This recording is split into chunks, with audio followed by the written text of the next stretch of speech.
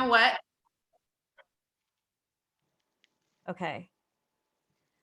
We are recording according to the little thing in the corner of my screen. I have to hit continue. Okay. All right. So welcome everybody to the Wild Under Root podcast.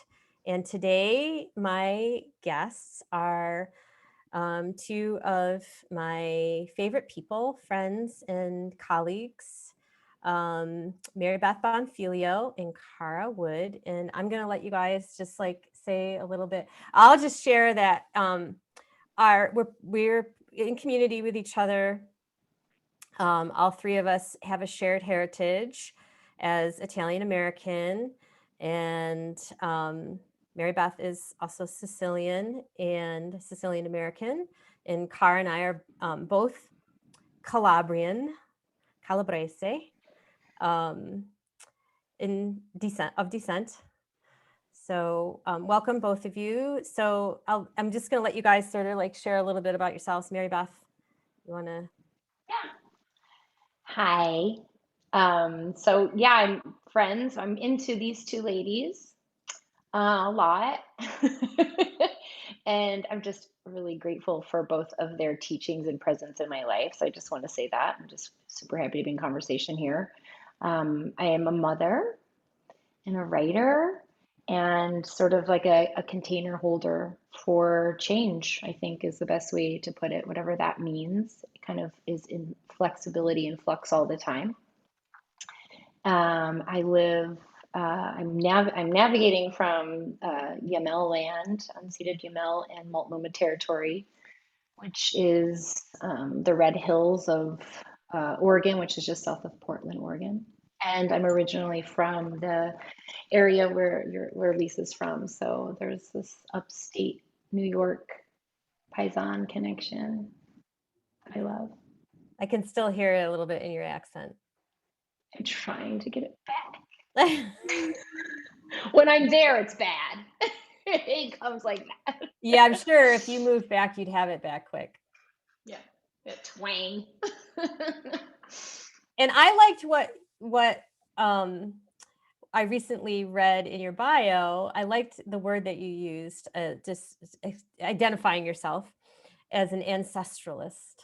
Which, Oh yeah, that's best. Yeah, I think that's where a lot of all of it is my spiritual practice really, and it's such a huge umbrella. It's just like because it's like, what really is it? Like, what am I doing? What am I practicing? What am I being with? What am I in relationship with and repair with and in community with? And yeah, so I don't know if that means I'm a practitioner of something in particular, but it was just like a made up word that felt right.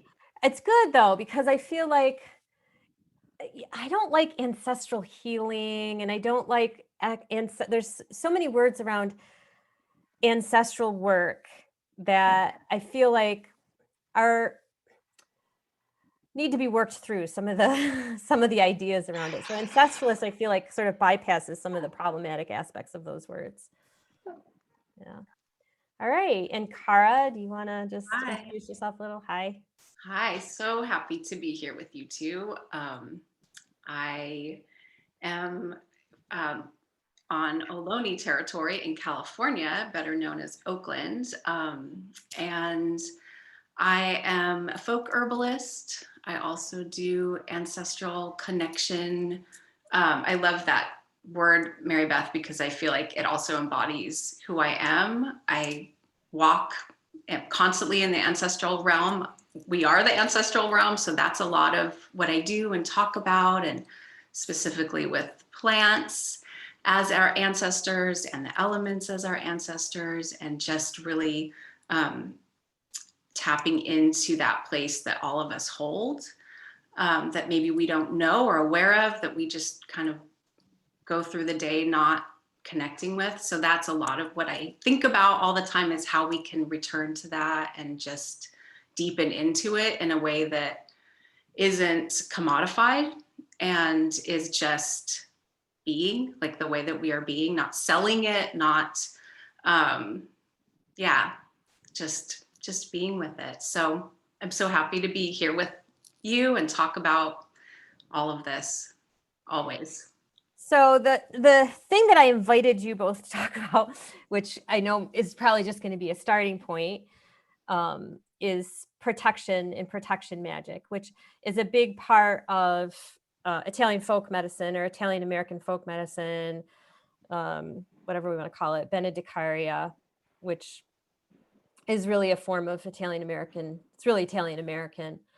And it's become very popular in terms of like what we might call like neo-Wiccan, contemporary pagan witchcraft kind of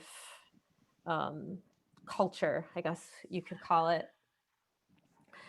And also something that seems to be becoming commodified, because that's just the way our culture works. So anything that comes into the dominant narrative ends up being exploited in some way, shape, or form by something or somebody. So, and, you know, I don't know what the definition of protection magic is, and I don't really want to make one up for everybody, because I don't think that there's necessarily a standardized way of doing protection. I only know what my experience of it is, and including my experience of it as in terms of ancestral trauma and in terms of being Italian American, and the way that that came through to me in my family lineage, as well as the work that I've done on my ancestral inherited traumas.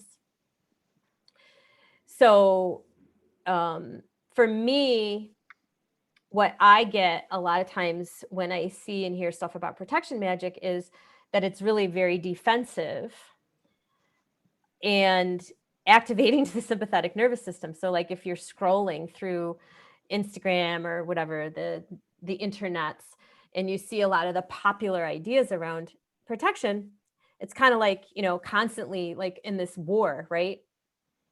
With evil forces or psychic forces or other people trying to take things from us or impose upon us. And I think that that's like maybe a part of protection magic, but my experience of it is a little bit different in terms of it being the opposite almost of activating to my to my sympathetic nervous system, to my autonomic nervous system, as being really centering.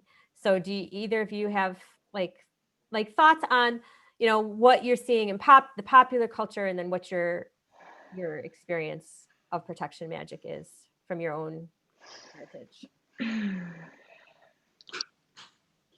Do you want to go, Cara? You want me to jump in? Go ahead.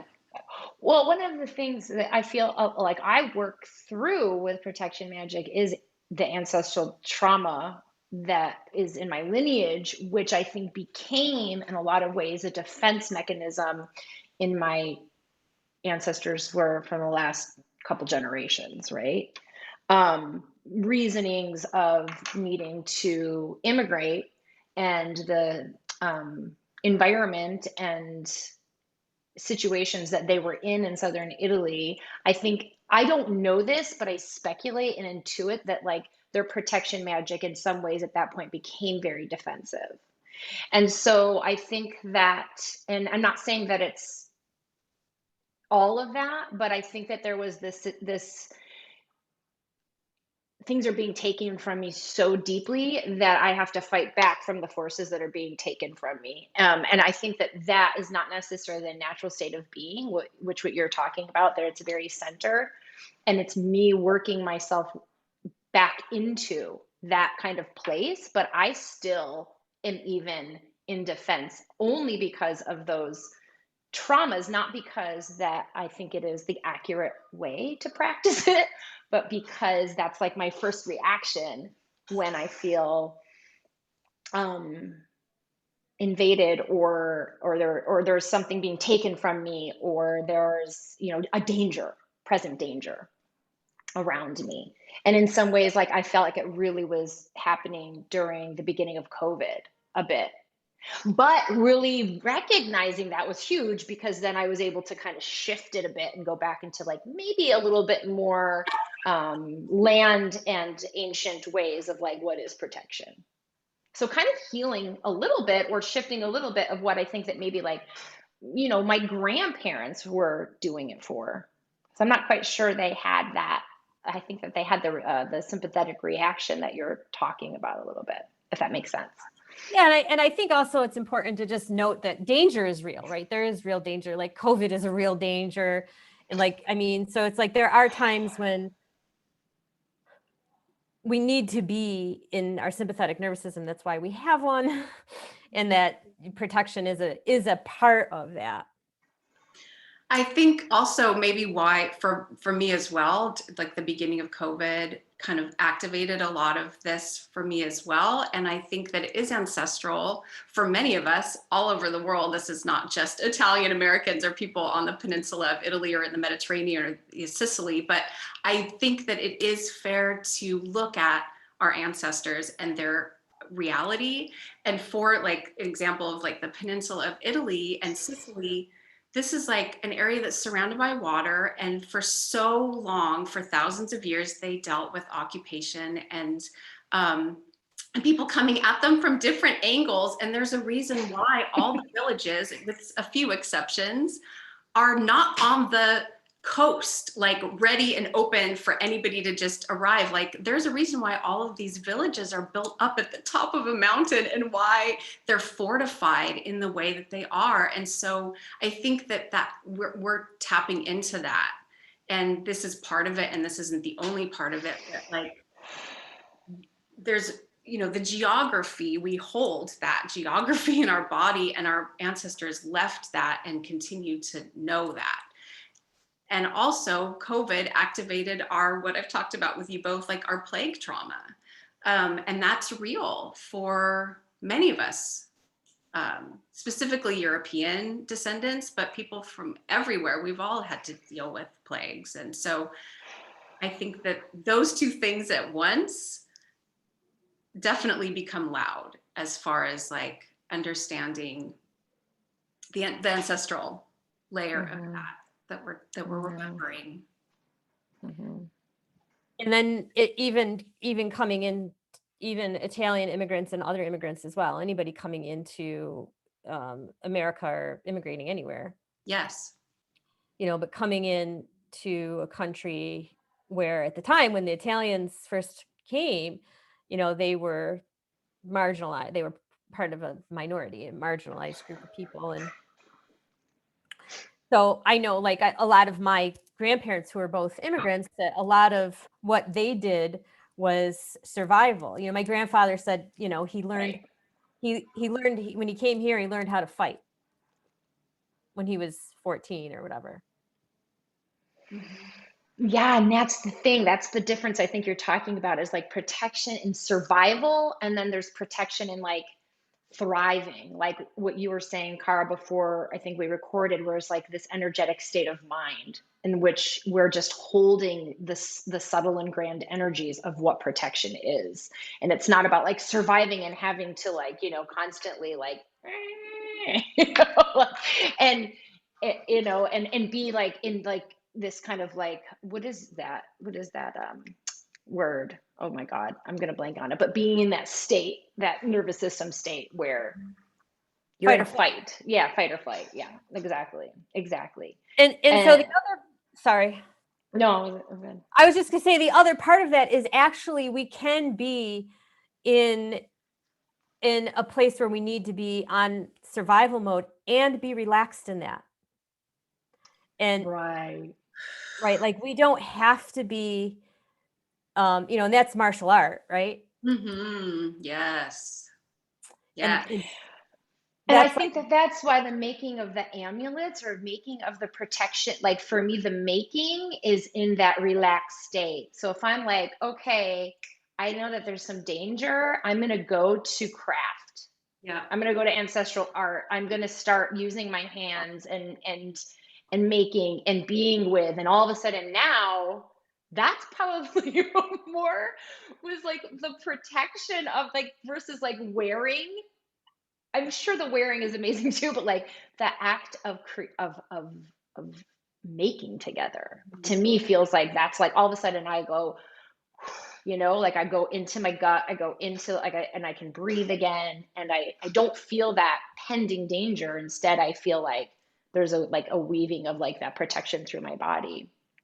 It's like action of some kind. I think that's where protection is a state of mind, where and like that it can hold those complexities like you're talking about, Lisa, at once, like that we can be relaxed in our bodies and also be aware and protected, like a blanket. A blanket protects us, but it's, unless it has thorns on it, it's something that is also it's a defense, but it's not a defense that is going to be shooting out to someone else, where protection work can also be like that too. But I think that's part of that, like the act of making something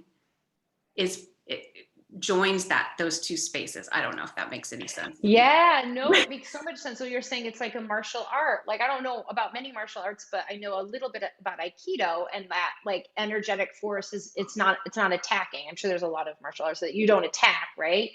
You use the energy coming forward to sort of become the shield of protection for you, right? So the energy of what is coming of the attacker of the force is then just turned around, and you have the ability to like just put it back. And in that putting back, it can throw down your attacker like you can not even touch them. You don't even have to touch them. See, it's almost like, to me, I think of it as like being in the zone. Yeah. Right. It's like you're in the zone and you're relaxed, and it's just like there's maybe chaos all around you, but right, it's like, but right where you're going. Yep. And you don't have to. There's no. There's no harm. There's no harm. Right. So it's like, I tend to think of it as being, so one of the places I guess I first learned about that, I feel like, and I didn't know I was learning about it because I had no idea what I was doing. It was not really conscious, but when I look back on it, is in my childhood, in my neighborhood. And it was a, working poor immigrant neighborhood, and it was in the 70s. And so nobody's parents were home. And, me and my little brother walked to school, and there was all kinds of kids that were going to beat you up on the way to school or jump you or whatever, and the thing was, and there was nobody, so and I learned to fight. I beat some people up. I beat up a few boys to protect my brother. I did. And, but then I figured it out that I'm just going to school. And I'm just going to school, and that's what I'm doing. And there's nothing, I'm not interested in anything else between here and there. So focus, right? I'm also like, and if you try it, I will not, you're going to have a fight. Right? Like, right. Like there's going to be, this is not going to be. And I think also as a woman in the world, I kind of always had that attitude as well. I think you get this, right? Where it's just like, or I, because I walk in the woods by myself all the time. And my mother was always like, you shouldn't go in the woods by yourself. And it's like, I'm the craziest fucking thing in the woods. Like anybody, like I can tell you right now that I would not be an easy target. That doesn't mean I'm stupid about it. Right. But like, I will go batshit, right? Like I will, like, anybody trying to, hurt me, bear, coyote, human, will have to, they're going to have a fight on their hands. They're going to have a big fight. You're going to have the firecrackers in your pocket. You're going to throw them. I have. But then I'm fine, and then I'm not. But when I'm going into the woods, or when I was walking in my neighborhood as a kid, I was no longer afraid, and I wasn't sympathetic. I had the same thing happen growing up, and my dad gave me a roll of coins and told me to keep them in my fist while I was walking. I never had to use them though. It that actually gave me too that confidence. Like I carried myself different. I was like, I have a fucking roll of coins in my hand. And if somebody even tried, that punch is gonna really, really, like that my punch is gonna work. Mhm. I mean, it's Right. horrible. It's violent. It's whatever. It's not No, but nice. It's not also good. I like mean, this is the other thing. Like protection magic isn't all like new age sort of, yeah, like exactly. this is like Exactly. we're non-violent, I mean, I'm all for non-violence, right? Of course. Right. But like, For the most part. Right, but what's protection? No. You have to defend also. Yeah. Right? And well, what are we defending against? And that's the other thing. There's just like a lot of layers there. And we want to talk like on like the big macro level. Lisa and I were talking the other day about, we were on this conversation about something else, about that quote in that book where I was like, thinking about, and I think I was talking to you about it, Cara, as well. We were talking about it where I was like, what does all this come from? What is the root of what we are protecting ourselves from? Yeah. What are these memes, these egregores? Where do they fucking come from? How old are they? How are they how are they entering bodies in which the bodies become harm to us, or entering cultures and entering systems, so that it's just like we're in like all these different layers of protection. I don't have an answer for it, but it's just like, and is protection magic is not about ridding it, because if it's an energy, it never goes away. So how does protection magic, or protection like energy, which becomes a state of your mind, not only keep you intact and centered, but also somehow transmutates? How can protection magic become a transmutation practice for whatever this energy is? How can it feed it in such a way so that it not becomes this, I don't want to use the word evil, but like this evil that permeates through all these different layers? Our culture has a beautiful symbol for this. right. And we put it down into the earth, and we move Yeah. that shit into the earth, and we compost it. Because you're right, Marybeth, that energy is there. We've been dealing with this forever, for generations. It's the beginning of time. These movements of transmutating, transferring that energy that someone shoots at you, or that we shoot out without being into, and realizing that we're unintentionally shooting that out, and then composting down into the ground. I think it's so beautiful that we have been able to retain this in our culture and know this in some way, shape, or form, that this is what our ancestors did in the shape of the moon. This is like also the mother, this is Hathor. This is her discs, the horns, like I love that. Anyway, I think that's what it is. It's like moving that. And once we really understand that we're all carrying these energies, and that we have that ability to move it and harness it and transfer it, and not walk around in denial about it, or pushing it onto somebody else without taking responsibility to be the one to move it.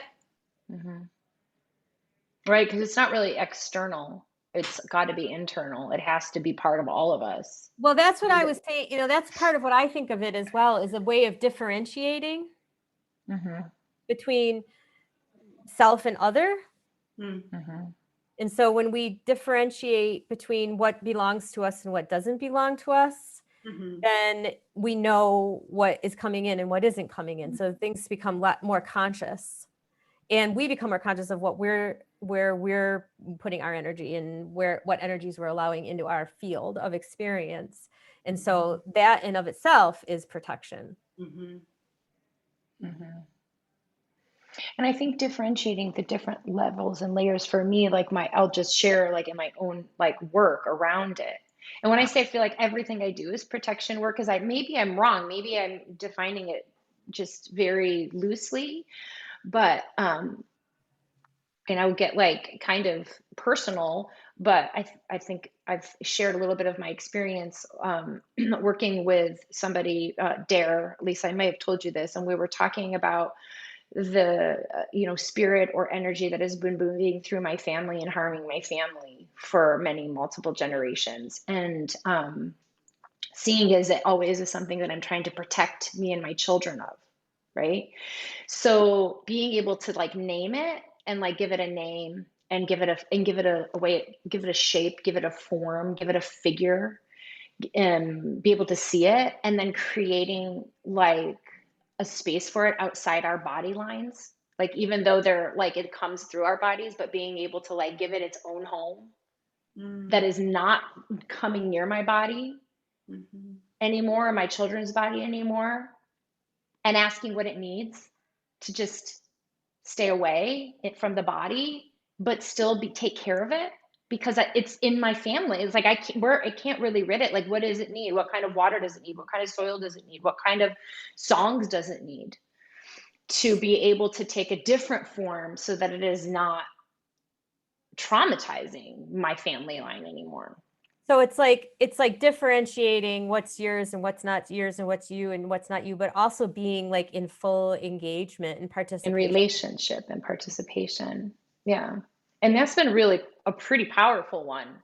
Because before it would just be this like, like being able to get so nuanced and so detailed and so like microscopic almost about what this is, like, and then recognizing it just wants to be seen. Right. Oh, fuck. This just wants to be seen. It wants to be given. It doesn't maybe want to live inside us like it is. Maybe it really needs another space, another home, and where it can find its new purpose. Yes. I think that's so beautiful and so powerful and scary. It's very scary, because I was like, this people. fucking thing is in my little attic door. Like, I put it inside my little attic door. I'm like, every time I walk by, I'm like, shit, you're in there. Yeah. But they're seen, and they have their own space. And in ways I'm fortifying our bodies as we go through this, using protection fortification, so that our bodies are staying like, aligned and subtle and healthy and all the things. So like, there's that aspect of it that's really important, but there's also this like aspect where it's like, what are you? Who are you? Where did you come from? What do you want? Let's give you a new job in the world. Yeah. Here's some milk and some flowers. Yeah. Well, I mean, I think that's one of the things we're lacking in our culture is proper communication, worship, whatever you want to call it, with the dead and the ancestors, which it was part of every indigenous culture on earth at one time. And so that we've been kind of cut off from, not kind of, we have been cut off from that. And so it's like, so that's protection, right? Like that's protection, is that you start actually having a dialogue with things that have been repressed or made unconscious. And so it's like all the things that are in the what in like psychology we might call the shadow, that you're saying, oh no, like this, in the shadow, these things become monsters, demons and evil. And then they start, like Carl Jung would say, what you don't make conscious, you meet in your fate. So it's going to come up. You can't actually make them go away. Like you said, you can't make them go away. I mean, and ultimately we don't even have anything to protect. I mean, this is the other thing of it. What are we protecting? Good question. Like, what do we like? There's no such thing as like safety. Right. Safety isn't like safety is having a flexible and adaptive and innovative autonomic nervous system, being able to go from being able to manage situations when it's called for, in terms of being able to fight or flight or whatever we need to do, and then being able to switch back into our being able to be relaxed and in the moment. Yeah. I mean, there's so many layers, as we know, to all of this. I mean, we're talking about energetic protection. There's also like internal protection. This is where plants are so magical and dimensional, because plant medicine is also protection, like gut health. This is like protection magic. Yeah, for sure. Having honey, like during fire season, having a spoonful of honey is protection magic. We're protecting our inside from that external smoke. Mm-hmm. And so like there's like internal protection, there's our skin, just like treating our skin to olive oil is protection magic, because our skin is our protective barrier Mm-hmm. And that's all nourishment. Right. Such nourishment. It's nourishment. Yeah. Fortification and nourishment for sure.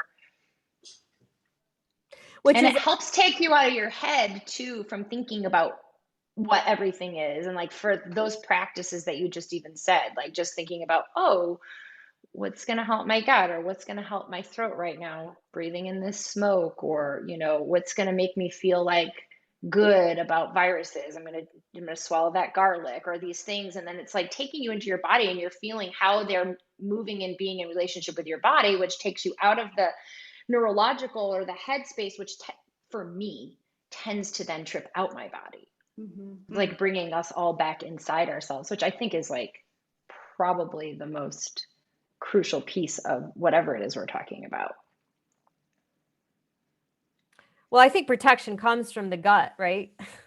Mm-hmm. Absolutely. Yeah. That's why we've got that nice little layer of fat, and people always want to get rid of that layer of fat. That layer of fat is literally a shield and protection, and it's a beautiful thing. It's also where like all of our intuitive receptors are kind of coming from. Yes. Keep your gut fat, people. I like my weight right now. I love that they're like protecting my gut realm. Our brain, that's our brain. Yeah. It's protecting the whole. Yeah. Isn't it interesting in our culture that having no gut fat is like this sought after thing, having a flat, having nothing there, having a flat, tight, like this is what it is. It's like we've so long been eliminating that magic, or not connecting with that magic, or not walking with it. Yeah. So then it's like everything's like, oh, like tight, like everything, it's like forget, it's like, and then you're right, you're up here, and then you're like, this is the only thing that's moving, because everything else is like so rigid and. I love that. I never really put that together in that way. That the correlation between not being connected in that way and not having belly.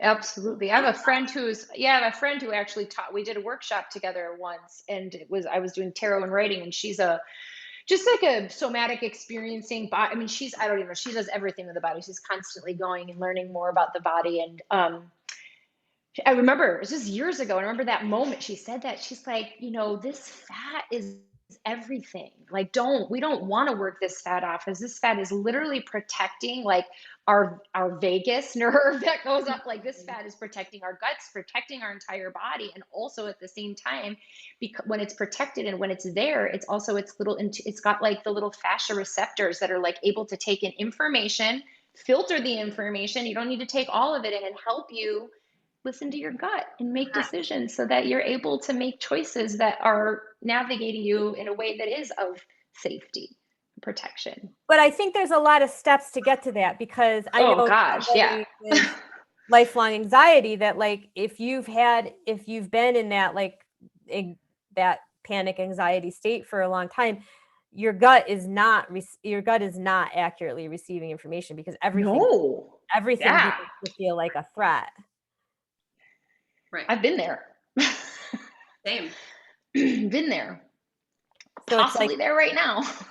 Right. So it's like, so we can't, so I guess when I've heard a lot of like, trust your gut. And it's like, well, I can't really trust my gut right now, like. No, I mean, I think most of us can't, because of that disconnect of that wisdom of what my friend was saying, right? Like it's a piece of wisdom that we've sort of lost. And so how can we trust it? It's my gut is a tangled mess and needs a lot of work.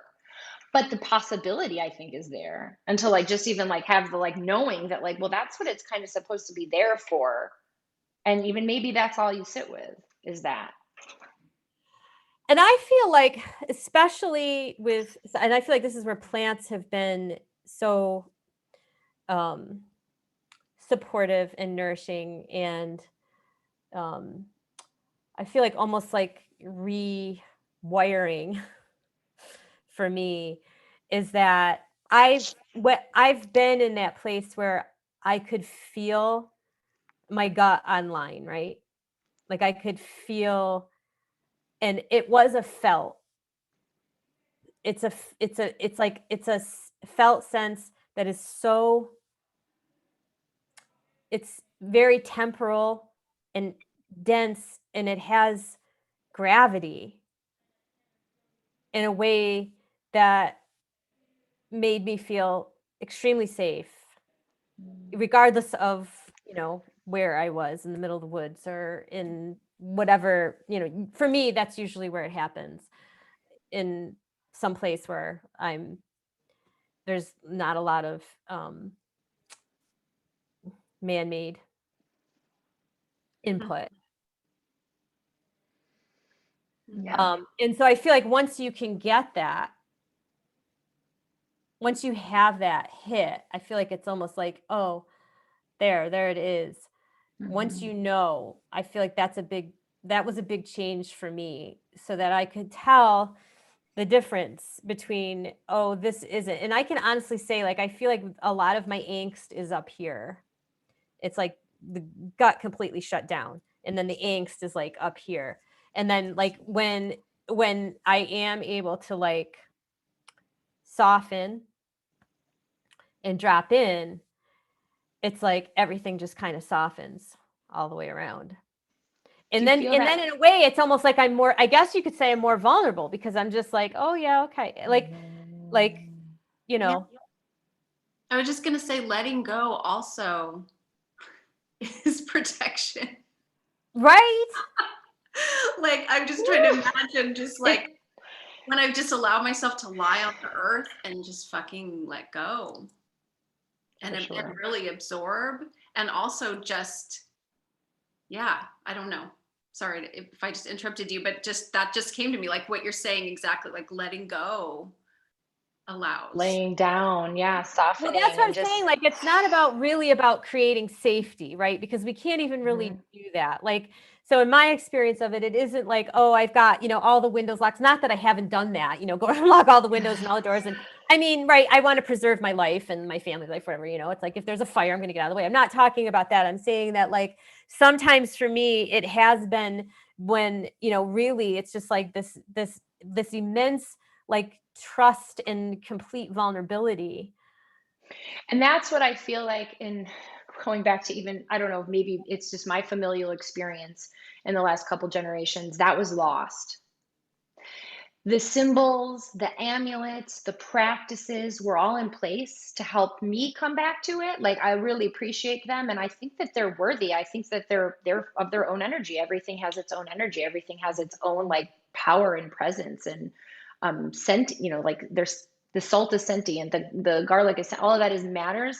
But I have felt personally that though my family, my dad grew up with charms around his neck, you know what I mean? Like that's what grandma was wrapping around, but I don't think she I think she lost the remembrance of what you're talking about, of being able to let go. That piece wasn't there anymore in them, and it wasn't there in my parents. Something had stopped it. And at the same time, that memory or that knowing of what protection was for them, of these pieces of the coral and the dirt and the plants and all those things stayed with them, which I'm so grateful for, right? Because it's like brought us to even having this conversation now together, because we all sort of came with that. But that one piece is the piece that I have the most like hard time with, is that I don't have really a close lineage-based practice of that letting go. Like I can do it, but it's not quite embodied in me fully because of whatever the experiences of the people before me. Yeah, I have no idea how many generations back, because as far as I know, Yeah. my people, at least on my Italian side, absolutely didn't have that. You know, they wore the garlic. You know, my Biznona had her children do that, and I know that she was protective in her. They, you know, they did the malocchio, but I wasn't raised with that because they were dead by the time I came along. Well, I saw it, but I don't think that they had the piece that we're talking about, which is like, you know, we're like, I think they were up here. I don't think that they were down here. Yeah. But the one place where you're saying, Lisa, where you felt it, like when you're in the woods, like I did feel it. I did feel it on ancestral land. I felt it real, like for the first time probably in my life. The first time I was on that soil and that microbiome just went right in my gut, in my mouth, and in my, you know, and it was like, oh. So I definitely did also, I feel like received that in a lineage way from my Irish side, believe it or not, which somewhat on the Italian side. I think my grandparents had that a little bit, especially my grandfather.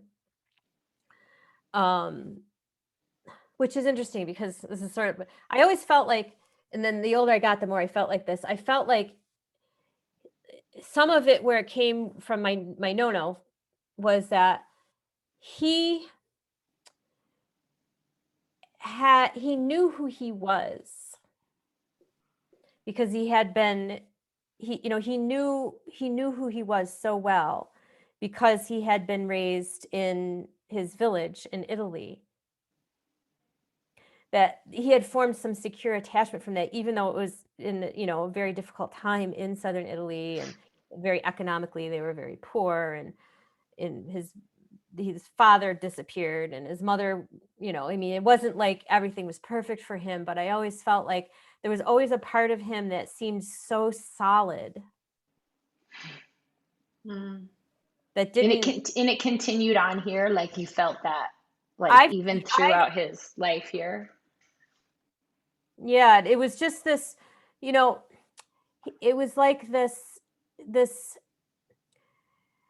it was just something about him that was very magical and bright, and that would just had this faith that he could accomplish something, or that he could do something. And maybe some of that was like this, you know, work ethic or whatever, but no, there was something else about it that just seemed, there was a joy in all of it, or a humor in all of it, and real pleasure in everything. But I really feel like, even though he struggled a lot, but I really feel like on my Irish grandfather was where I really got that like transmission. And he was old. I mean, he had my mom when he was in his 60s, which I think, Cara, don't you have a similar situation in your family? Yeah.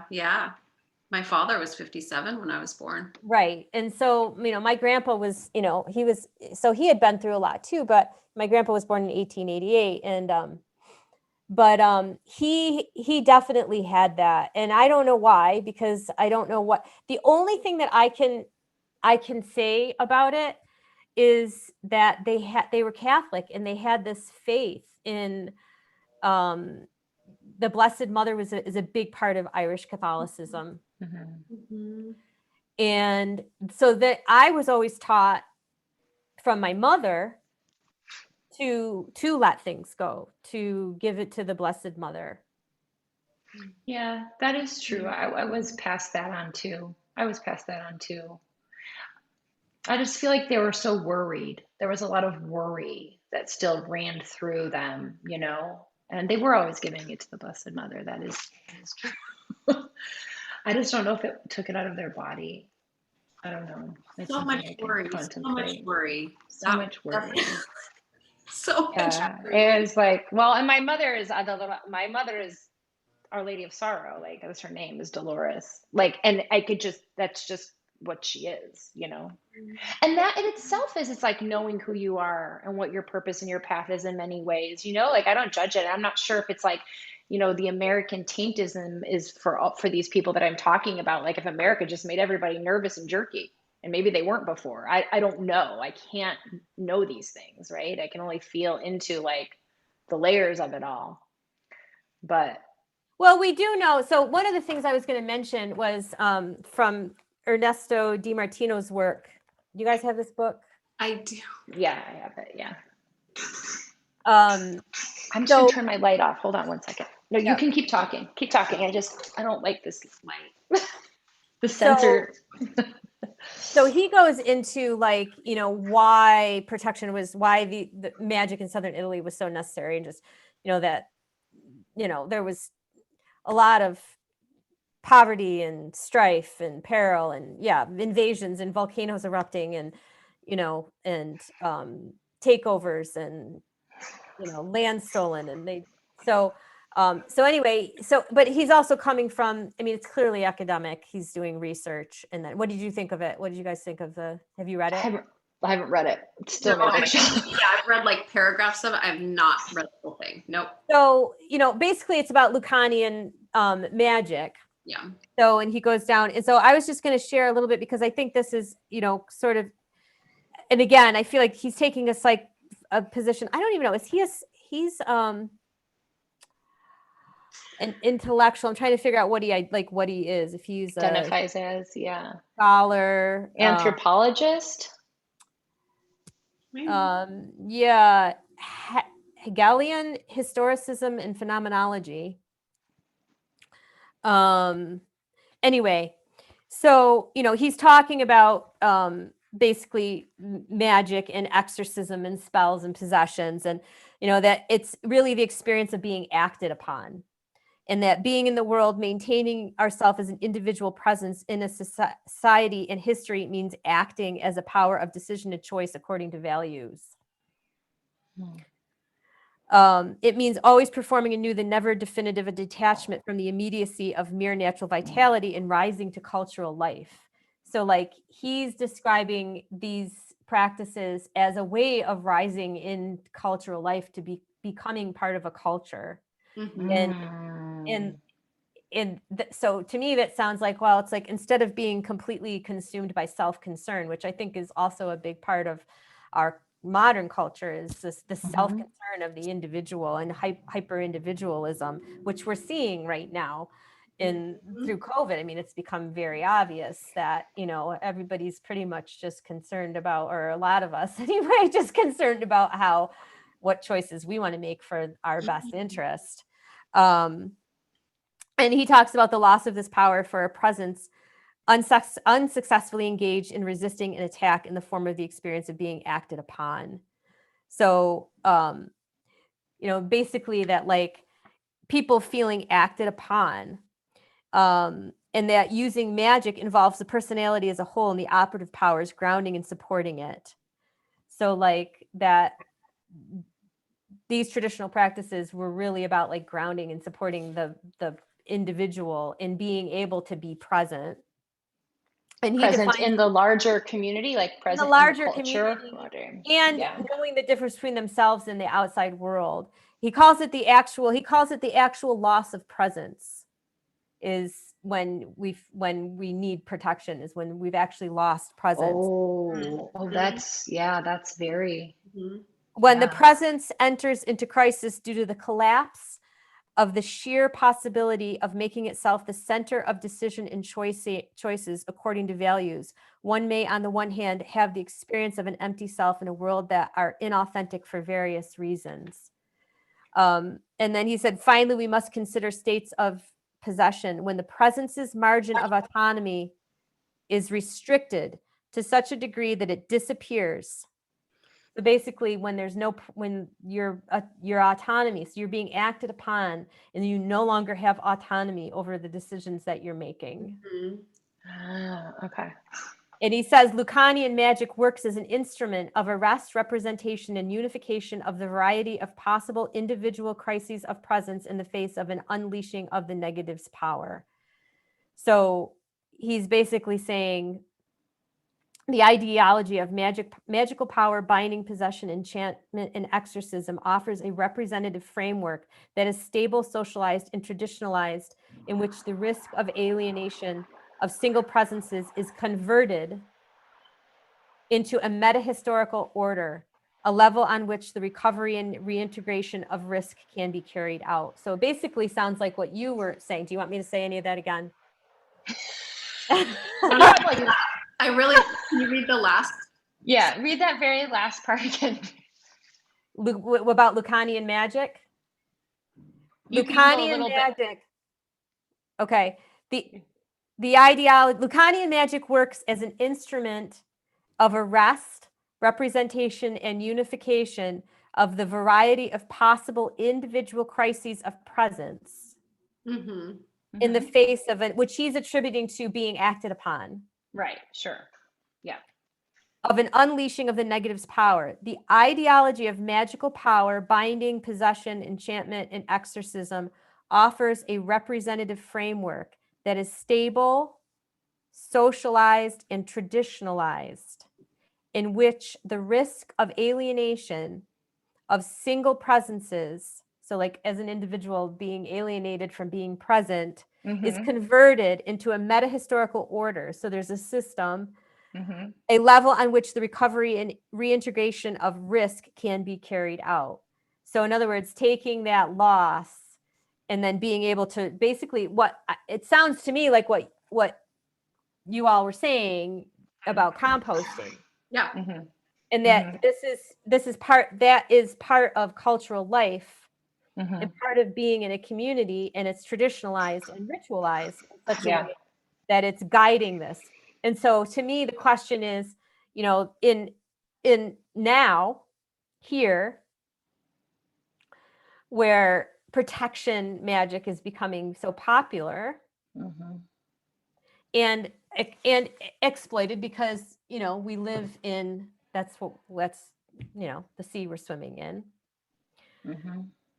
And to me, contributing to more dysregulation of our systems, because our culture makes activation a priority, right? It's like we prioritize being active. Everything is like getting us activated, whether it's in a good way or a bad way. It's like whatever it is, we want to get a charge out of everybody, so they'll whatever, buy something, buy into, join the club or the cult or whatever. Join the cult.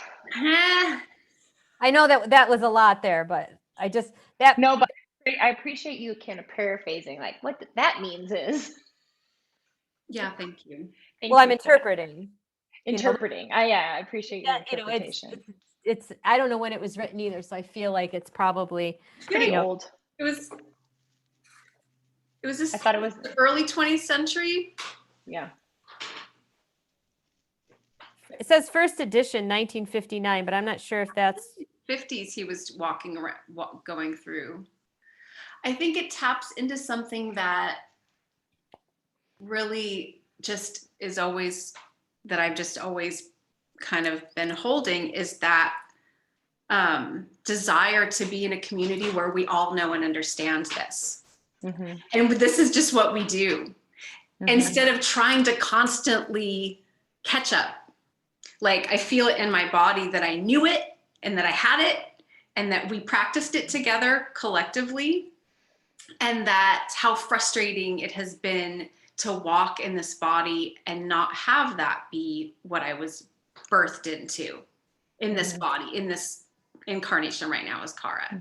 Like, and meeting you both, like this is, this is part of our collective healing, talking and being together.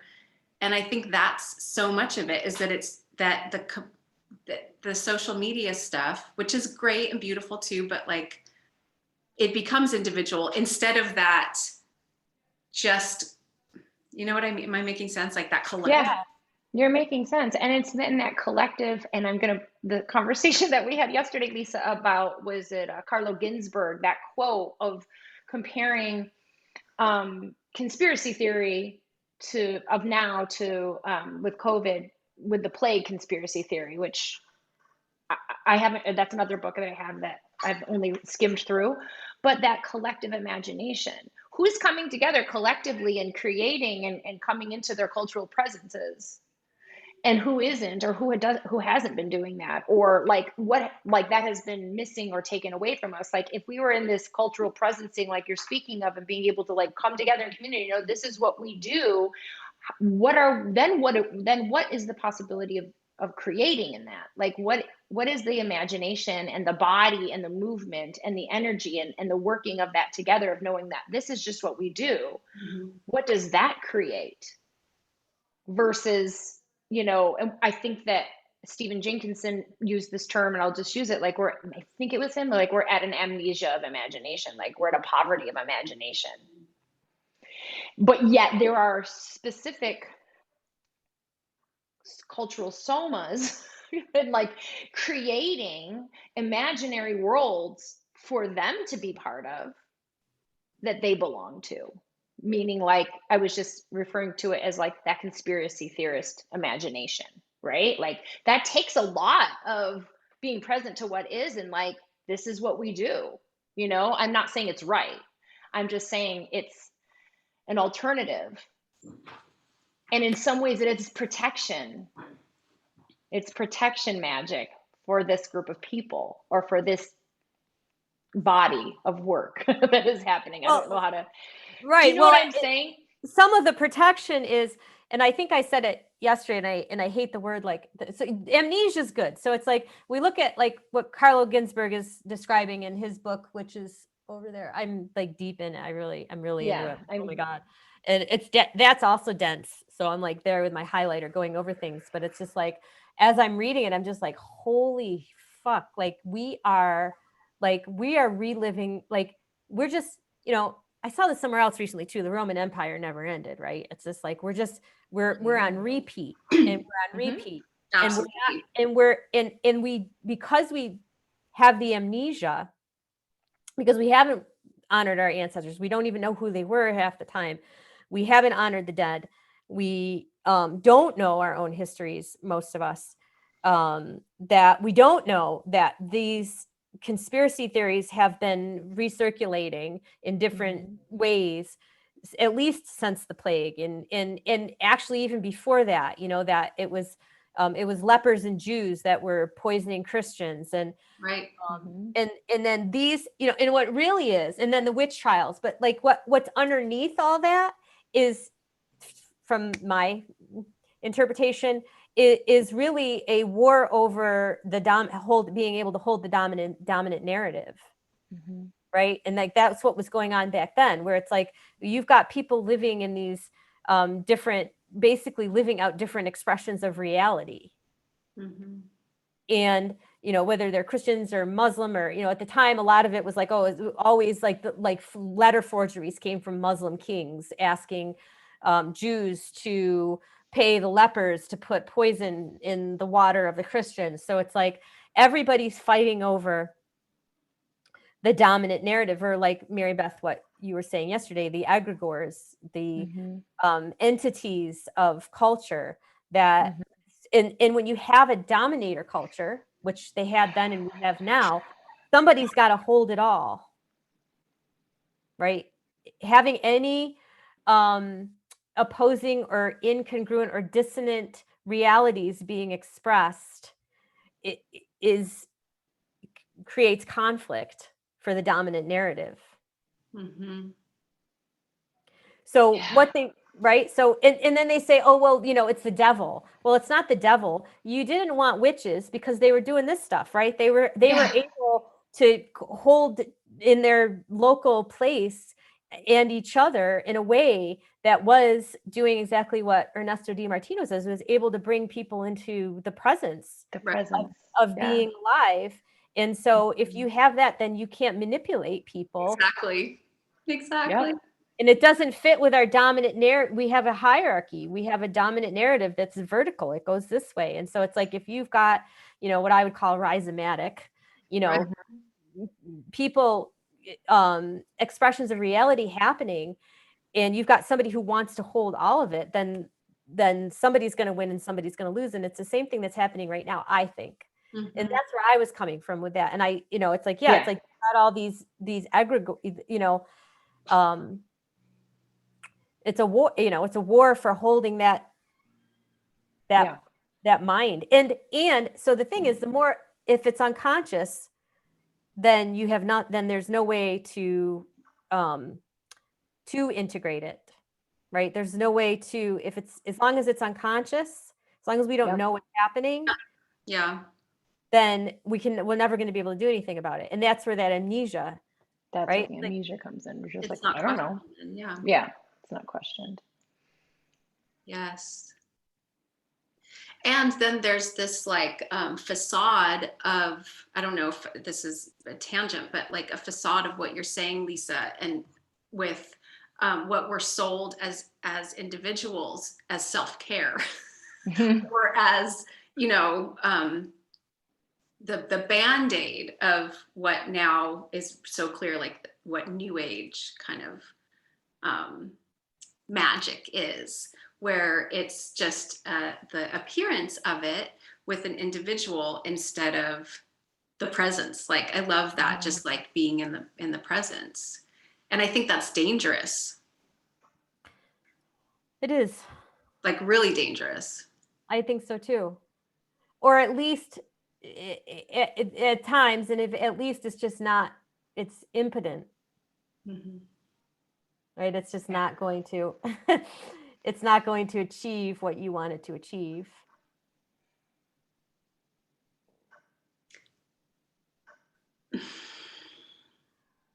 So so to me, it's like, well, we're talking about, and that's some of it. It's like, it's like protection magic and all that. And it's like, and there are literal things that we can do, like, tangible things that we can do, like our abatini and amulets and our chimaruta and our garlic and all of those things.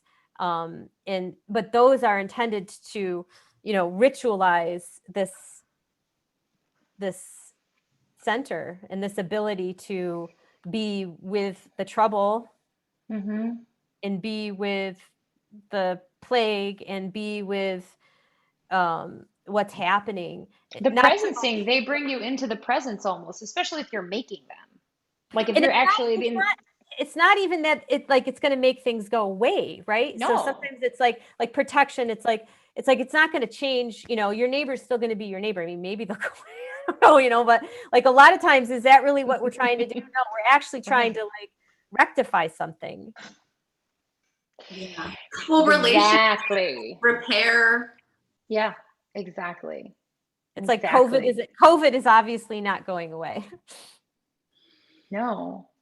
And I think the making of the things, because this is like big, and that's what I'm saying, there's like a god of commodities of how many times are you going to see the evil eye out there? You know what I mean? Like being sold and bought and sold. It's at Claire's boutique. It's everywhere. And it's like, it's just become a thing. But like, if you understand all of the different like rhizomes as you're talking about that bring you into this like this cultural symbolism, and you actually are in relationship with it with others, then all of a sudden it's like working and it's working. Like I kind of think the nervous system personally is, besides the gut, the gut and the nervous system are obviously intricately connected, is like our ancestors speaking to us. Yeah. And so it's like, in that sense, it's like, I feel like we're actually in communication with our nervous systems in such a way that these are the practices that help us become more present to what is happening around us and give us the, I don't know what the right word would be, because the not exaltation, not health, not wellness. I don't know what it is, but being able to allow us to be in that presence together. Alignment. Alignment. That's perfect. Right. And, so it's like these, I don't know, because I'm thinking about it in terms of like what we think it is, you know what I mean? Like what we think it is, and like what we think these magical practices are, and what we think these like spells are, what we think these, amulets or ways of being are.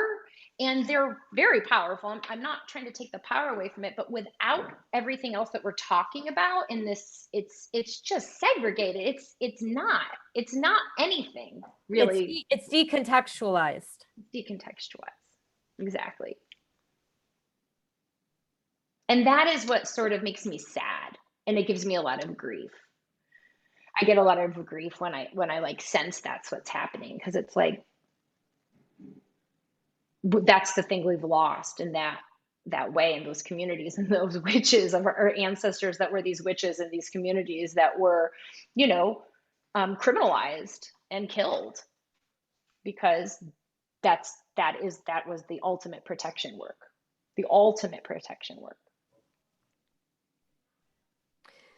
Yeah. So where do we go with that? I mean, that's always, I don't know. I mean, because like even with the Moloch, you're taking away the Moloch. I mean, I know people will give the Moloch, and like I know that you can give them, you know what I mean? You can shoot it, but like really, those women in the kitchen came together to transmutate the Moloch, right? They weren't sending it off to anybody else. They weren't fighting with it. They were being with your body, being with the body, and kind of working and moving and witnessing and observing it and saying, it's real. I know what you're going through. I know what you're going through is real. So I'm going to sing a little bit and pray over it, and then we're going to let it move. Sorry, but that's what you're saying, Marybeth, about being witnessed. Mm-hmm. Yeah, that part. Yeah, and so that's that energy again, is like moving it and witnessing it. Yeah. And speaking huge piece of, I think, protection power right there. Yeah. And that it isn't something that needs to be bought. No. That water, olive oil, yeah. It's what it is, that it's our bodies, that we are we just need each other. Really. Well, I mean, that's a lot of it with the Moloch cures, at least in Italy too, but for sure in the Italian enclaves in America, is that was being done in front of people. I mean, like that was it's like stir the sauce and do the Moloch, right? It wasn't done in secret in some ritualized space where it was done in front of family and community, for sure. I mean, I never found it to be a secret thing. That secret thing was like always a weird thing to me. Like I was like, I never even thought of it as that. Well, things become a secret when they're opposed by the dominant narrative, right? Like things become a secret when people can't do them because. And so I think that I always thought that's where a lot of that came from, is because you couldn't talk about it really outside of, your community or your other people who were at least in this instance in Italian culture, other Italians. Yeah. Who were like, they knew, and they never would. Like they didn't really. I mean, in my family, no one really had friends that were not Italian. But anyway, there wasn't an opportunity to. It was like, oh, bless them all. Yeah. I would love to be a fly on the wall with my great grandmother and her daughters. Yeah. In their kitchen. Yeah, me too. My grandmother and her sisters doing that. Like, I would love that. There's pictures. I've seen pictures of them at the pot. There's, huge. But yeah. And I know I was there, in some form. I was there as my grandmother. But yeah, it's. I think. I mean, those practices there's still people I know here locally. A lot of it's gone, but there's still people really, really doing it here. Not so much where I am in the West. I don't know of anybody. Very traditional. I mean, I think it's probably the last there. It probably won't be, for much longer, but there's still a generation that are still doing it. That makes my heart happy. Mm. Yeah. There's one thing I want to say, just thinking about the two words of like protection, and then like when we're talking about some of these ways being sort of, you know, having to be kept close, and it's like the protective, like protected, and like what the difference is between like protection work and like being protected or protected of something, and like how those two, I'm not sure how they like even work. Like I actually just have an open-ended question about it. Like, is it the same, like in that protection and keeping these kind of ways close? Because Southern Italian like magic has always been quiet.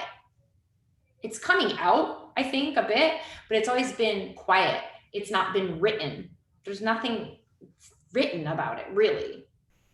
I mean, these books that you're reading, they're more people who are studying it, right? They weren't of it. They weren't like in the community. They weren't in with the healers and witches of the communities. People weren't really writing of it, writing it down and keeping a record. So it's always been, you know, through word of mouth and passed on and whatever. So it's been really just kind of isolated in some ways within the community. I think it's coming out. And so I'm wondering like how, I mean, I think we've had this conversation before too, of like how what is the word I'm looking for? Protective that we need to be of it. And is that part of protection work? Or, you know what I mean? Like where do those two intersect? Yeah, you know whose work, which I think you know of, is Angela Pucca. Yeah, I like her. Yeah, watch her YouTube videos. Yeah. You know, well, you know, she's saying that there's like the older generation that's like 60 and older that are like, this is in Italy, that are like, no, you know, like you know, it's still it has to be passed from family member to family member, you know, usually a grandmother to a grandchild or whatever. It's the only, and, you know, and you only get, you know, like you only get whatever your family does. Like if your family does the Malocchio, that's the cure you get. Like you don't get, there's a whole bunch of different types of cures you got to go to somebody else for whose family does that. So it's like, and she's saying in that generation, it's still very much like that, but that the younger generations now it's changing and becoming more out front, you know, like becoming more, it's on the internet, it's on Facebook. It's like, they're exchanging abilities. They're becoming more integrated with like other cultural magic as well. Like, is it staying what it is? You know, yeah, you know, I don't know. And she does that affirmation. Is it becoming part of Slavic or Wiccan in the U.S.? Like being. Well, we know it's becoming part. I mean, well, yes. I mean, I don't know where that's coming from. You know, and that's. You know, I mean, that's a whole other topic that we could do on another one. And on another I want to talk about that. is what Stregeria, which is like, you know, David Gramassi's Wiccan form of whatever Italian folk magic. But, you know, she does talk about like, there's this transnational, like she calls it transnational shamanism, where it's like, you know, what's become popular is decontextualizing and delocalizing traditional medicines, basically magic medicines, in standardizing them in a way where you can like provide them to people as like a prescription, you know, or like a weekend workshop where, you know, you have a very logistical set of things that you're teaching, and then you're going to get a predictable result at the end of it. And so that they can be used in that way. So it's like, you know, to me, it's like sanitizing it in a way. And you know, and she does say, and I agree, well, there might be good reason for like that. It's not that that's necessarily bad, as long as, again, it's like, are we aware that these things are not, they were in a specific geographical, climate, social context that they were. Similar to what's happening here in some ways. That we can't avoid it. Do you know what I mean? Like, because in some ways that's what we're doing. I'm not saying us personally, but possibly.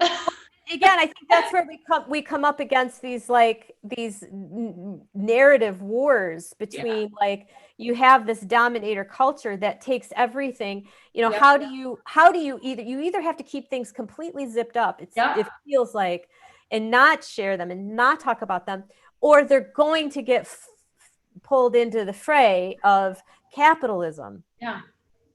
And that's where and nervous system activation, right? And having more organized ways of getting it out there, which I'm not saying is wrong, but it sounds like what she's saying the younger generation in Italy are doing, or they're like taking what they learned from their elders in some ways and like offering in a way that is organized and maybe more linear, because that's the way the world is working, right? And I kind of feel like it's the same way here. Like we're learning from our ancestors and our elders, but we've been separated from all of the ways that it's sort of was in context of the origins of this magic and this medicine, and we're kind of creating something different.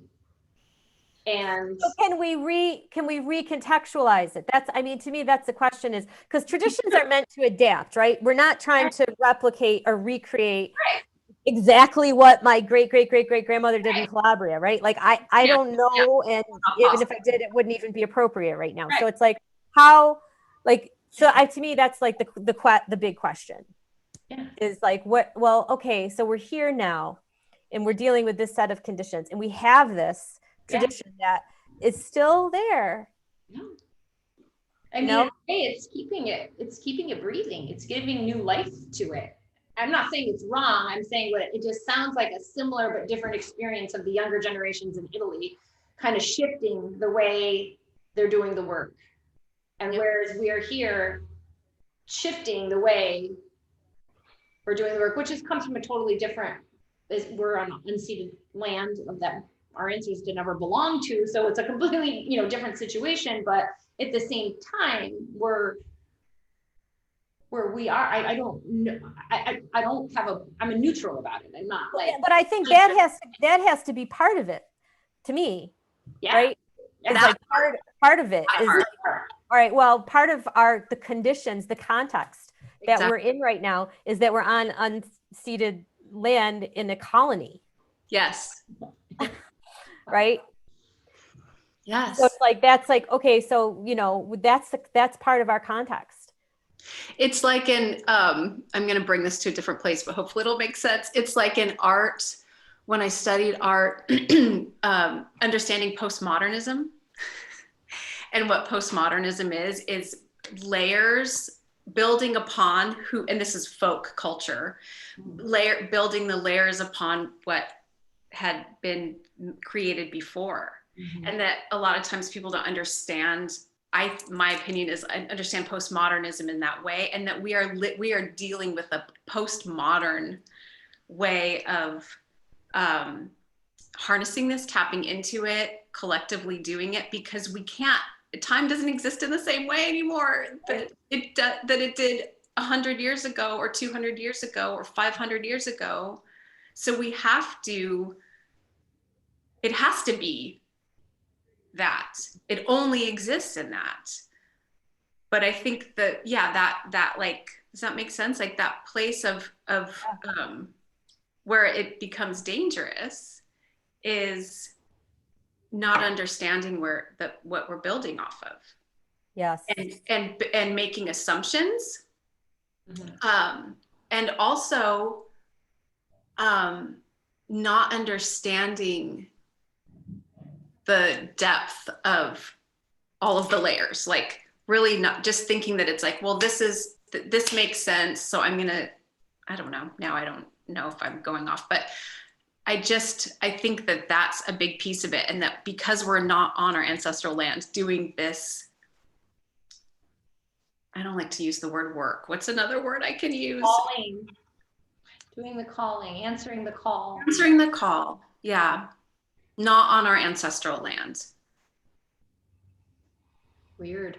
That's a big piece to this. For me, that's a big piece to this. And protection of the land. Wanting to protect the land in whatever way I can, as in respect and also in grief. Yeah, grief is a big piece of it. Mm. it's a huge piece to this. The grief that the reality that we're sitting here having this discussion. I mean, I think the other part of it that comes to mind as you're talking now is there's a couple. One is that the beings of these traditions themselves, right? These spirits, the spirits of these actual traditions came here with the Italian people when they immigrated, and then they have been adapting here. Yeah. And to me, that's also part of the context, because it's like we know and I think I've talked about this before with you guys in other places, that in an Italian neighborhood, like in the city of Utica, where my family first came, you know, you've got people from all over Italy there. They all had their own traditions. And then they intermarried, you know, and I'm talking about Southern Italians, you know, it's like my married and had different baby magic. My grandparents are from villages 15 minutes apart, and they were culturally totally different and were very, you know, expressive about that. Right. So, you know, you've got a lot, you've already got this. So the other thing, these are living things. Absolutely. They are living things in relationship with this place. So they've already been in relationship with this place. And I think that's where it's like we need to, that's why we can't push aside, we can't repress that part of it. It's just like this is a colony, and we're here because of a certain set of circumstances, and there were a certain set of circumstances here when our people first came here, and that's been evolving ever since, along with these traditions, and then they're going forward in the future. And then the other thing I wanted to just, as you were talking, it just made me think of in terms of like contextualizing in the land or in places that I don't even know what local means anymore. Like, what is local? Like, are we local to each other? Right? Because we're in pretty tight community, really, even though we're in different geographical locations. We're in different bioregions, but we're local. What becomes local?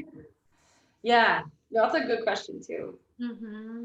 So like in terms of like contextual, like, well, okay, so we have these traditions, and, you know, and we're in community with each other. Another thing that comes to mind is if you're saying that the spirit of this work, this calling, or these ways, these folk ways, these magic ways came over with this people, with our people, with our, you know, grandparents and our grandparents. And it lived in them and moved through them, either whether they practiced it or not, still lived in them, you know, 1 or 2 generations, still going to be there. And they die, and their bodies in the soil, and that transmuting of that energy comes up and is in relationship with the soil, which belonged to other ancestors. And I just wonder about that, you know, that mix, and then it's like growing here, and we're here like tending to it.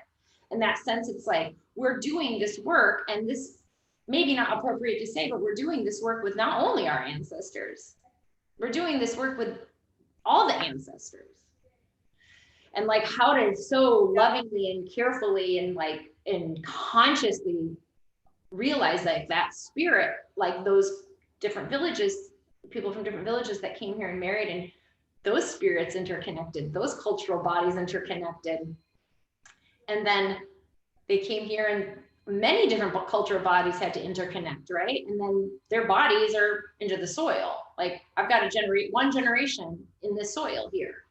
It's not a lot compared to, you know, other, you know, people, but that somehow has like now been part of the fertilization of this soil that has, you know, 25,000 years of ancestors created it. So like, what does it look like on this side? Like, what could it possibly look like on this side, right? It's got to change and be something totally different. And then thinking about it in like and I don't know if this is going to make sense, but I'm like, okay, so if that's a spirit, and then there's also the other spirits that are coming through my lineage body, right? That I'm trying to like alchemize and transmutate and give another sort of place and name for and work with it over here. And then that spirit is coming, this other spirit that I actually want to know more about. Like I want to stay alive in my body, right? Like I want the magic of my people to be in remembrance in my body, and like how to tend and care for that, and see it as its own entity, like the magic of my blood. Like what does it look like? What's its name? How does it want to be fed? How does it want to be ritualized? How does it want to be talked to or loved and cared for? And not in the same way that I'm going to read from, read into 300 years ago, right? Or 500 years ago. But like right now in this incarnation, as it's this new little second generation American baby magic, Italian American baby magic.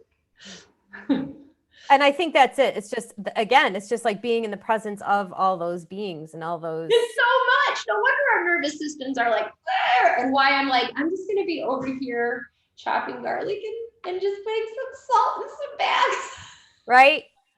That's why we do that, right? It's like, I'm just going to go. That's what I feel like. I feel like these were like the tools and the remedies to like, yeah, there's a billion like spiritual entities just like in relationship around us. And if we're not in that presence, which I absolutely love that, because a while back, I feel like I read something by somebody who was saying that their work is ancestral presencing. And I was like, that really resonated with me. I was like, that's what this is. And when you just brought up that like presence and like this sort of the craft being a way for everybody to stay, in that presence, it's like the making of things is so important. Like it's so fucking important. It's like everything. It's like, if that's the one thing that I could ever, I just taught a class on protection magic with a group of people I didn't know that come from all over the place, actually, like all over the globe. And I was like, how am I supposed to do? Like, I didn't have like a really great like way of understanding like how I was going to do it. And I was like, we're just going to make together, like I can't go into all this conversation that we're having right here. Like, I just was like, this is not going to be possible. But like in that, just like quiet making, yeah, and allowing those materials to come through as their own beings, right? It was just like, we were all at the end of it where they're like, oh, I just feel relaxed. I feel so. That's it. Yeah. I think about the spider and like process and like the spider web and what they do. Yeah. And then like the tarantula, which is like or the wolf spider, in our cultural, folk traditions, like this is part of it, right? The possession, that energy that we're consumed with, that then we need to move it through doing the tarantella or like music, dancing, all of that, like that's part of that process too. And that's also largely not, that's definitely not Anglo. No. I was going to say in the Polish traditions and the Slavic traditions, which I was just kind of learning about last year a little bit more, my mother's part Polish, was the pahaki. And the pahaki actually translates to the word spider. It is a spider, like that's the word for in Polish for spider is pahaki. And so it's the weaving of the the straw and all the things, and it's like the spider that catches all. So it's a protection amulet that they put in the corners of their house. It looks like a web, and it's like it's supposed to catch everything in it and hold it. So it's so different in the Southern Italian tradition of the tarantella is like we're moving it through us. You're like you're getting it out, like you're like it's so different, like so different culturally, but also like so similar, like of the spider energy and the spider spirit, and both of them imparted protection practices and process, which what you're speaking to is just like how you can actually feel your body, your nervous system relax and deepen into. Well, and that's one of the trippy things too about it is like when I was making pahaki, it was very stressful actually because it's very hard. And I realized that probably my grandmother's like folks were just like whipping them up. they make them up after the holiday season, like just whip them up, you know, with all of their waste and put it in the corner really easily. And I was like sweating. It took me 7-8 hours to make mine. And it was like so hard. And I also feel very stressed sometimes when I'm playing the drums and doing the tarantella or the pizzica. Like I get very stressed because it's my body is like, what are you fucking doing? What are you fucking doing? This is not, we barely remember this, and this is really intense. Like we know you know it, but also we don't know if we want to go here anymore. And so some of these cultural practices take a really conscious container, in which, again, of course, the witches of the day were creating, and the witchcraft of Lucania, which you were talking about, like they were creating that container for this work to be done without it being so traumatic. Well, I mean, and we don't have, there's no social infrastructure for it. No. Mhm. I mean, Exactly. so another book I'm reading is Martine Praktel's book, Grief and Praise. I read like 5 books at a time. Can I just on your brain for 3 seconds so I can read like a chapter? I love him. He's amazing. So, you know, his book, Grief and Praise, and he's saying, you know, like in order to really express grief, you've got to be able to like shake and moan and like pull your hair out. And like, you know, like what we see in the people doing the tarantella is that, you know, they're literally losing their minds. And within that, they're being guided and held by their community. It's like everybody stops what they're doing. And maybe I'll put a link to that the Taranta project, where they have this beautiful video of the different people going through this process. Yes. And, you know, the town, basically all the children looking in the window at the woman, like, you know, getting rid of the tarantula. And then they bring them to the church, and in the church, they're like climbing the walls, and they're like, their bodies are shaking and people are holding them and they're running around in circles. They're just like, and the whole village is there like with them and like making sure they don't hurt themselves and catching them when they fall and holding their heads. And it's like, and they do this, some of these people do this every year, and they do it for everybody. It's like the whole soma of the community is being cleansed and released and relaxed through allowing their grief to move through them in this way. And I mean, we just don't, there's no, you know, our way of dealing with grief is like, you know, the wake, the funeral, and everybody back to work again. This reminds me, a couple years ago, I had the privilege of hearing some really powerful indigenous, and I am totally spacing on the tribe, and so I sound really ignorant, but they're ayahuasca people from Brazil. And it was so wonderful to be in a space and hear the wisdom that's so simple that we all knew at one point, which was in their community, in their world, if someone is sick, everyone takes the medicine. Everyone sits with the medicine. You don't put that person away. You sit with them and you all fucking take the medicine, because we're all connected and we're all part of that. And that's like just reminding me of like bringing people into the church and holding them in the circle and holding whatever comes out and allowing that and crying and grieving and like throwing ourselves. We all are receiving that medicine. They're all receiving that medicine when they're in, one person is in the space, right? Frenzied. And what's happening is by being there in collective frenzy and protection and intending to, is that like they're all receiving that medicine, even if they're not the one in the center and they're not the one in getting the exorcism. How beautiful that everyone take the medicine. Yeah. That's so beautiful. Yeah.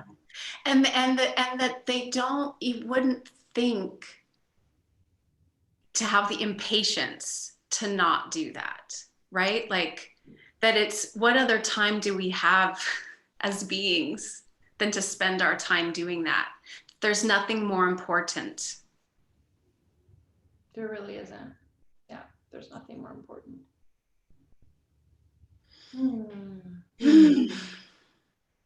Well, on that, is there anything that either of you feel like last thoughts or anything like really that like is coming up about protection magic, Italian protection magic in particular? Well, just the words that I want to use right now that just sort of like was a reminder for me, and how I kind of always see it is that it is collective. Protection work is collective work. Grief is collective work. Protection is collective work. This is an individual work. Like if you think that you're going to just sit around and protect yourself, Yes, right. it doesn't do anything. This has always been and always has been and needs to always be collective practices, for sure. Yeah. Yeah, Totally. absolutely. And collective with our ancestors. Yeah. Us, collective together in this realm now, and collective with those that wove it. Yeah, they're And the ones that are going to come ahead of us, I think. Exactly. Yeah. Exactly. Yes.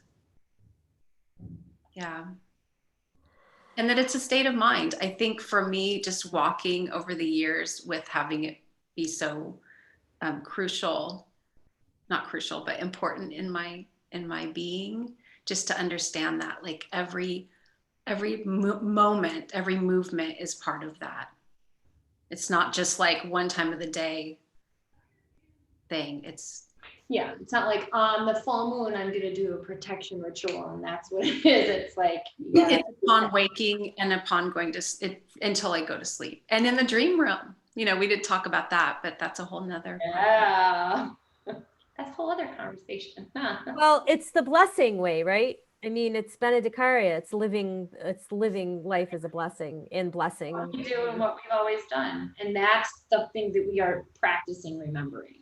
Like practicing remembering together. It's what we do and it's what we've always done.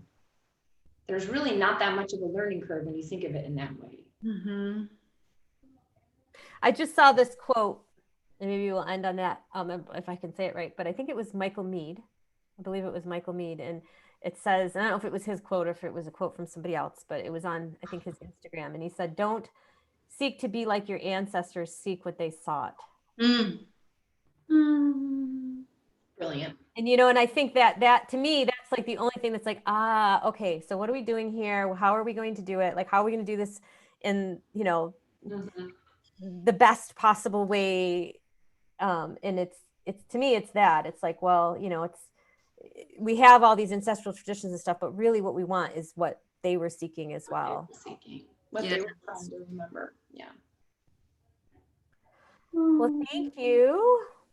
Thank you. Do you just want to share before we go, and I'll put links. Do you want to share where both of you share, like where your work, where people can find you? Marybeth, your Instagram or your web? Yeah, Instagram or my website, which is my name, and Instagram, which is my name as well. Right now, I don't actually have a website, so like as of this day today, but I'm not sure when I'm going to. But and I'll link. And it'll be there eventually. What's your website? My website is chimarutaremedies.com, and my handle at Instagram is chimarutaremedies. And yeah, what an honor to speak with the two of you. I love you so much. I know I could do this for the next 2 years, so we'll have to do this again soon. I know, I was in person, and then I just keep thinking, what a pipe dream. We will. It will. Okay, bye for now. Bye. Thank you.